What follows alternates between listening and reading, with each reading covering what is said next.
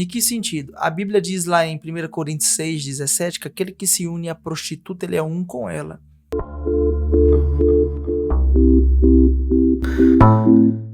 Cara, vida no espírito, se eu tenho um corpo, como é que é esse negócio? Pelo fato de você ter nascido de novo, você se tornou uma nova criatura, né? A gente já comentou sobre isso. Justo, você se tornou uma nova criatura. E a vida no espírito, ela é justamente andar dentro daquilo que você é agora. Tá, mas me permita uma pergunta só para ficar um pouquinho mais claro. Vida no espírito, porque a Bíblia fala que o espírito do homem foi recriado no novo nascimento. Mas essa vida que você fala no espírito não é no espírito do homem. Não. É uma vida guiada pelo Espírito de Deus. Justo. Que é aquilo que diz em Romanos capítulo 8, que aqueles que são filhos são guiados pelo Espírito. Essa é a vida no Espírito. Justo. A vida no Espírito é justamente começar a andar sobre aquilo que você é, a sua nova realidade. Em que sentido? A Bíblia diz lá em 1 Coríntios 6,17 que aquele que se une à prostituta, ele é um com ela. Aquele que se une... Então por isso que o cara não pode sair aí fazendo caquinha por aí. Tem que escolher uma amada e... ele tem que ficar com um só, né? Aquele que se une à prostituta, ele é um com ela, mas aquele que se une ao Senhor é um com ele. Então, quando você nasce de novo, você é unido com Cristo. Você agora está em Cristo. Lá em Colossenses capítulo 2, a partir do verso 6, ele diz: assim como vocês receberam o Senhor Jesus Cristo, andai nele. Porque Jesus é um caminho. É um caminho. E o mais interessante é que não tem como você desfrutar da sua nova posição sem primeiro trilhar o caminho da obediência, do conhecimento, da revelação. Todo esse caminho ele deve ser trilhado. Por isso que Jesus é um caminho, porque Jesus é um túnel que tira você do Brasil e coloca você no céu. É justamente isso. Um túnel. Uma boa metáfora. Justo, é um túnel. Porque ele é o caminho. Ele disse: eu sou o caminho, a verdade e a vida. Ninguém vem ao Pai se não for por mim. Então, Jesus, não tem como uma pessoa desfrutar da sua nova realidade em Cristo, de tudo aquilo que Cristo é, aquilo que ele tem, daquilo que ele fez, sem trilhar o caminho da redenção e da justificação, da substituição, da morte, que é da redenção, da ressurreição de Jesus, que é a justificação, e a identificação, a nossa identificação com Cristo. Então não tem como a pessoa desfrutar dessa vida no Espírito sem... E aí essa identificação nós entendemos que somos filhos de Deus. E andar no Espírito... Porque eu gosto de perguntar isso, esse lado que a gente trabalha sobre desenvolvimento pessoal e tal. Sim. Aí você pergunta para a pessoa, quem você é? As pessoas não conseguem responder. Eu sou fulano de tal. Outros respondem, eu sou advogado, eu sou médico. Mas isso não é o que você faz? Fulano de tal não é o seu nome? Aí pergunta, quem você é? Cara, trava na hora. Porque a pessoa não entendeu que se ela está em Deus, ela é filha no ponto de vista de essência. A sua identidade, você precisa desenvolver uma identidade de filho. Porque o filho tem direito a uma herança. Sim. E o testador morreu e ressuscitou, como Paulo diz. Então você vê que é muito claro tudo isso. E aí entra naquele processo da gente tomar posse daquilo que é nosso, daquilo que Cristo conquistou por nós, para nós, nas regiões celestiais em Cristo Jesus. Sim. Cara... É interessante isso. E a vida no Espírito, ela parte a partir desses fundamentos. Redenção, justificação e identificação. Pelo fato da gente estar em Cristo, agora existe uma nova realidade. Lá em Romanos capítulo 6, verso 4, ele diz: fomos sepultados com ele na morte. Fomos no passado. Justo. A visão de Deus é essa. Essa é a visão de Deus a respeito de quem somos. Ele vai dizer, o apóstolo Paulo, fomos sepultados com ele na morte pelo batismo. Porque assim como ele ressuscitou pela glória do Pai, nós andemos agora em novidade de vida. Ele está querendo dizer que o poder da ressurreição, ele está operando no nosso corpo agora. Esse mesmo poder que anulou toda a doença que Isaías tinha visto na cruz do Calvário, quando esse poder ele entrou com Cristo naquele corpo desfigurado, a presença de toda doença foi desfeita ali. Porque a vida na Bíblia, ela sempre será maior do que a morte. Porque Sim. tragada foi a morte pela vitória. Por quê? Porque a vitória é a vida. Porque algo maior sempre vai anular aquilo que é menor. A Bíblia diz que a morte estava segurando Jesus no inferno. Tá lá em Salmos 18 isso. Ele estava preso pelos laços da morte. Aí a presença de Deus entrou lá e tirou.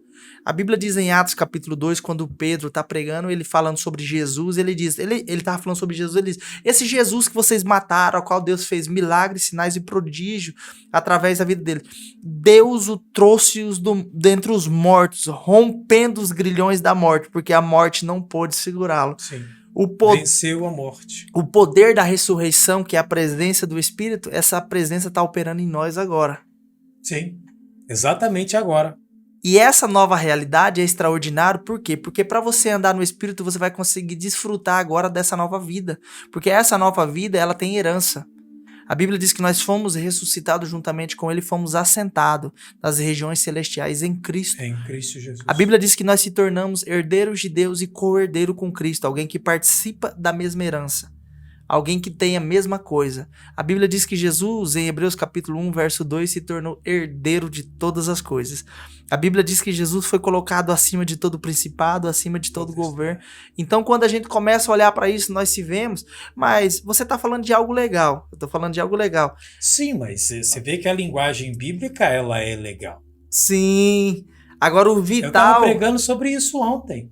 Top demais. Porque, cara, quando você entra diante de Deus, você, querendo ou não, quando você entende o processo da oração, você entra apresentando, fundamentando a sua oração com a palavra. Com a palavra. Sim. Ou seja, você precisa desta legalidade. Sim. Porque Deus opera por meio da palavra. Deus Sim. não opera pelo sentimento do homem.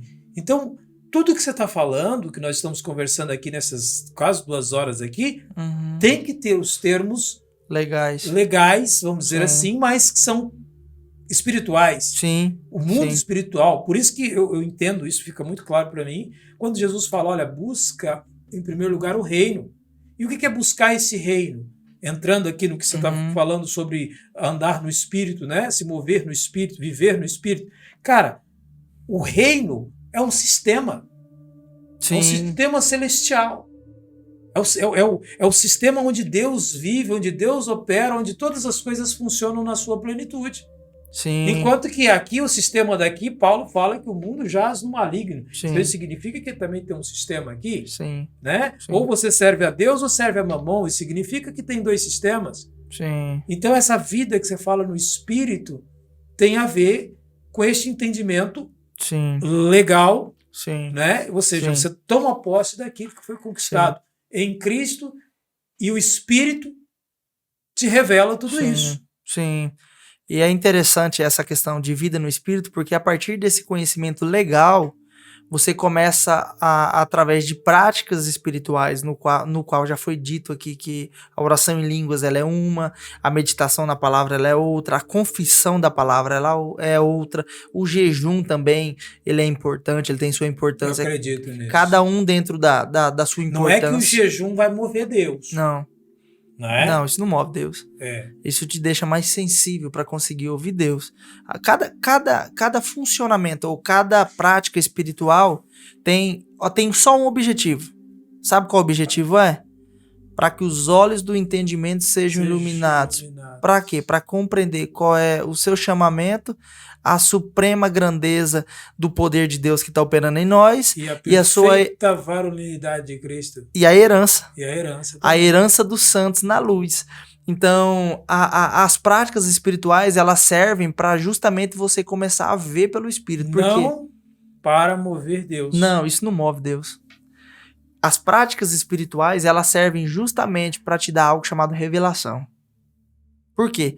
Rapaz, eu achei interessante no livro do William Branham, Um Profeta Visita a África do Sul, eu achei interessante porque, olha que interessante, as pessoas, elas não oravam para Deus usar o William Branham para curar elas.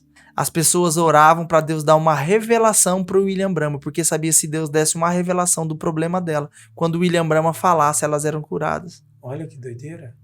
Por quê? Porque a revelação, ela antecede uma manifestação. Na Bíblia, isso é claro.